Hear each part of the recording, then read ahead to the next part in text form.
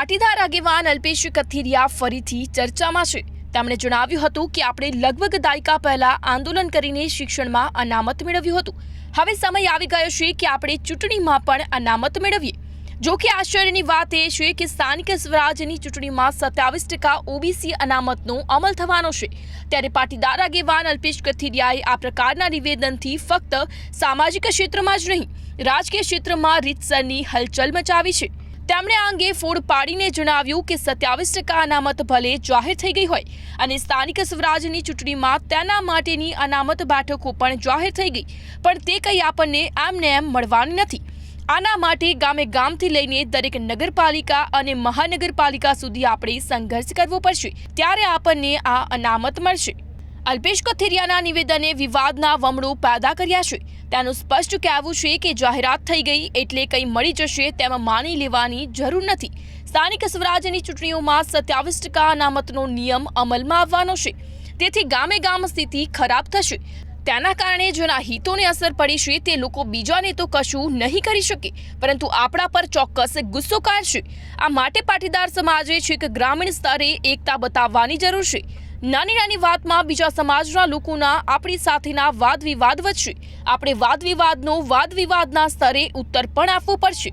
વર્તમાનમાં જે પ્રકારે છેલ્લા ઘણા વર્ષોથી ચૂંટણીના પ્રકારમાં જે અનામતો પ્રાપ્ત થતી હતી, એમાં પ્રથમ વખત તાલુકા પંચાયત, જિલ્લા પંચાયતની જે નાના સ્તરની ચૂંટણીઓ છે એમાં 27% અનામતનો સમાવેશ કર્યો છે।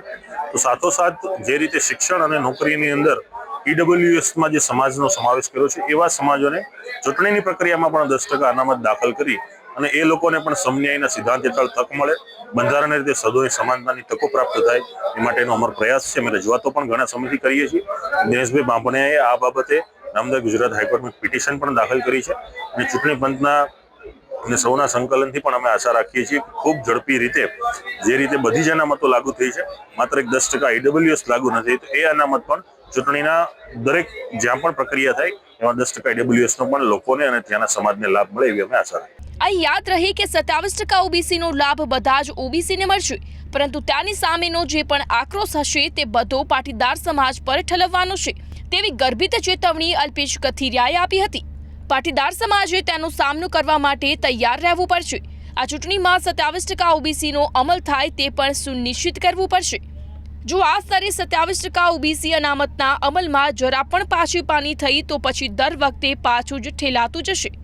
અલ્પેશ કથિરિયાએ પટેલ સમાજના ગ્રાસરૂટ લેવલના એટલે કે ગ્રામીણ સ્તરના સંગઠનોની રચના કરવા અને રચના થઈ હોય તો તેને મજબૂત કરવા હાકલ કરી હતી। આ 27% ઓબીસી અનામતના અમલ માટે જરૂરી હોય તો આંદોલન કરવું પડે તેના માટે પણ તૈયાર રહેવા હાકલ કરી હતી। તેમનું સ્પષ્ટ કહેવું હતું કે અભી નહીં તો કભી નહીં। તેમણે જણાવ્યું હતું કે ઓબીસી અનામતનો અમલ થવાને કારણે ઘણાના હિતો જોખમાવાના છે। કેટલીય નગરપાલિકાઓ અને મહાનગરપાલિકાઓમાં કેટલાય મોટા રાજકીય માથાઓ કપાવાના છે। આ બધાનો આક્રોશ આપણા પર જ ઉતરશે। આ સંજોગોમાં આપણે આપણા બચાવ માટે આપણા રાજકીય આગેવાનો, સામાજિક આગેવાનો, પોલીસ કે કોર્ટ પર આધારિત રહેવાને બદલે સ્વબચાવ માટેનું સંગઠન રચવું પડશે। આ સંગઠન કોઈ પણ પ્રકારનું રાજકીય સંગઠન નહીં હોય। આ સંગઠન સાવ તળિયાના સ્તરે એટલે કે ગ્રામીણ વિસ્તારોમાં હશે।